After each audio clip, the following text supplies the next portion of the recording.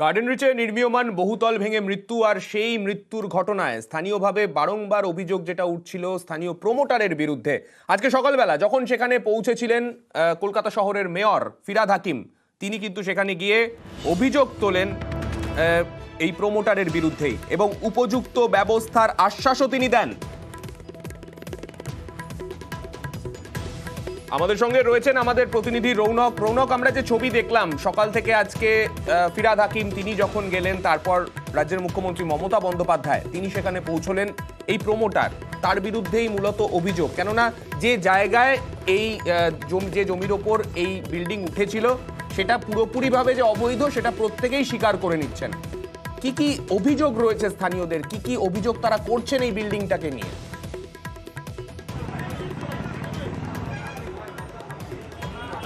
দেখো, স্থানীয়রা মূলত যে অভিযোগ সামনে রাখছে যে এমনিতেই এটা একটা ঘনবসতিপূর্ণ অঞ্চল এবং সেখানে দাঁড়িয়ে কি করে এরকম একটা 5 তলা বিল্ডিং উঠে যায় যেখানে চারপাশে ঘনবসতিপূর্ণ অঞ্চল এবং সরু গলি, অর্থাৎ কোনো রকম ছাড় না দিয়েই একটা ঘনবসতিপূর্ণ অঞ্চলের মধ্যে এরকম বিল্ডিং তুলে দেবে এবং তারই ভয়াবহ পরিস্থিতি আজ দেখা মিলল।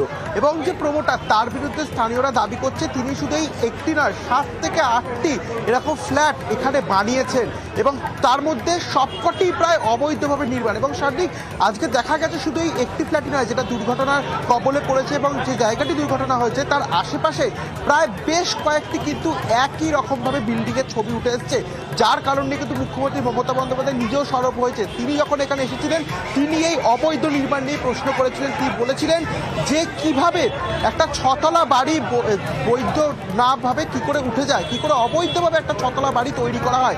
এমনিতেই তুমি দেখেছিলেন ফিরহাদ হাকিম এই বিষয় নিয়ে বলেছিল, কারণ সংকীর্ণ গলি, রাস্তা সরু, সেই জায়গা থেকে ঘনবসতিপূর্ণ অঞ্চল, সেখানে কিভাবে এরকম একটি বড় বহুতল উঠে যায় এবং যেখানে আশেপাশে বসতি, ঘনবসতিপূর্ণ অঞ্চল, সেখানে এরকম একটা বহুতল থাকার ফলে এরকম তো ঘটনা ঘটতেই পারে। এবং ঠিক সেই পরিস্থিতি আজ হলো এবং এখনো 12 ঘন্টা অতিক্রান্ত, রেস্কিউ অপারেশন চলছে। মুখ্যমন্ত্রী মমতা বন্দ্যোপাধ্যায় যখন এসেছিলেন তিনি এই বৈধ নির্মাণের কথা নিয়ে প্রশ্ন তুলেছিলেন। তিনি বলেছিলেন যে যত দ্রুত সম্ভব এই অবৈধ নির্মাণ রুখতে হবে এবং তিনি এটাও জানিয়েছিলেন যে এই নির্মাণের পেছনে যিনি যুক্ত রয়েছেন তার বিরুদ্ধে কিন্তু আইনত ব্যবস্থাও নেওয়ার কথা। তিনি কিন্তু কড়া নির্দেশ দেন এবং তারপরই দেখা যায় যে পুলিশের তৎপরতা। এখনো তোমায় দেখাবো সার্নিক, যেখানে পুরো গার্ডরেল দিয়ে ঘিরে রাখা হয়েছে, এলাকায় কিন্তু পুরো পুলিশি প্রহরায় রয়েছে এবং ব্যারিকেড করে দেওয়া হয়েছে। প্রচুর পরিমাণে উচ্চপদস্থ যারা পুলিশের আধিকারিকরা রয়েছে তারা রয়েছেন। কিছুক্ষণ আগে কলকাতা পুলিশের পুলিশ কমিশনার বিনীত গোয়েল নিজে এসে এখানে হাজির ছিলেন এবং ঠিক এই এলাকার বিপরীতেই যে হাসপাতাল, যেই হাসপাতালে তৎক্ষণাৎ আহতদের নিয়ে আসা হয়েছিল, এখানেও কিন্তু বেশ কিছুজন এখনো চিকিৎসারত রয়েছে। এবং তোমাকে বলবো যে কিছুক্ষণ আগেও এখান থেকে বেশ কয়েকজনকে কিন্তু উদ্ধার করা হয়েছে এবং এখানে দেখতে পাচ্ছ অ্যাম্বুলেন্স প্রস্তুত রাখা হয়েছে, অর্থাৎ উদ্ধার কার্য কিন্তু এখনো চলছে। কিন্তু প্রশ্ন একটাই থেকে যাচ্ছে, এই জায়গায় দাঁড়িয়ে কি করে এই অবৈধ নির্মাণ হয় এবং যেখানে এরকম ঘনবসতিপূর্ণ অঞ্চল সেখানে একটা বহুতল কি করে ওঠে, কাদের মদত ছিল?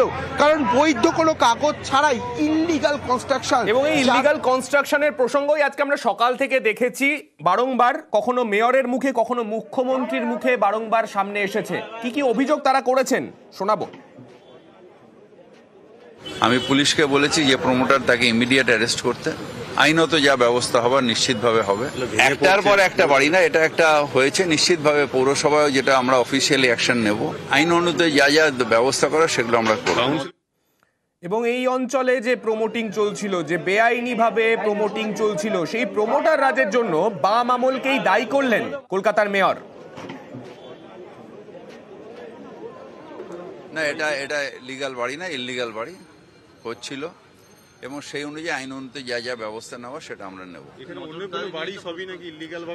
এটা বামফ্রন্ট আমল থেকে, এখন খুব একটা হয় না, কিন্তু বামফ্রন্ট আমল থেকে এটা এখানকার বা আরো কিছু অঞ্চল আছে যেখানে এটা একটা রীতি হয়ে দাঁড়িয়েছে। এটা একটা ট্রেন্ড চলছে, কিন্তু সেই ট্রেন্ডটা চলছিল কেন না, বিএলআরওর কাছে গিয়ে নাকি সঠিক হয়ে যেত, পারমিশন পেত না। যে জায়গায় এই বেআইনি নির্মাণ চলছিল সেই জায়গায় বেআইনি নির্মাণ কেন চলছিল তার ব্যাখ্যা দিলেন কলকাতার মেয়র ফিরহাদ হাকিম। তার বক্তব্য যে সময় বাম আমল সেই সময় থেকে এখানে বেআইনি নির্মাণ চলে, তার কারণ এই সমস্ত জায়গায় একটা নির্মাণ করার জন্য অনুমতি নিতে গেলে কার্যত যারা যেতেন তাদের বারংবার যেতে হতো, তাদের হেনস্থা হতে হতো, সেই কারণেই তারা বাধ্য হয়ে এই জায়গায় বেআইনি নির্মাণ করা শুরু করেন এবং সেটার পরিমাণ এতই বেড়ে গেছে বর্তমানে এই রকম একটা ঘটনা আজকে ঘটলো, সেই ছবি আমরা আজকে দেখতে পাচ্ছি। সরাসরি বামেদের বিরুদ্ধে অভিযোগ করলেন কলকাতার মেয়র ফিরহাদ হাকিম।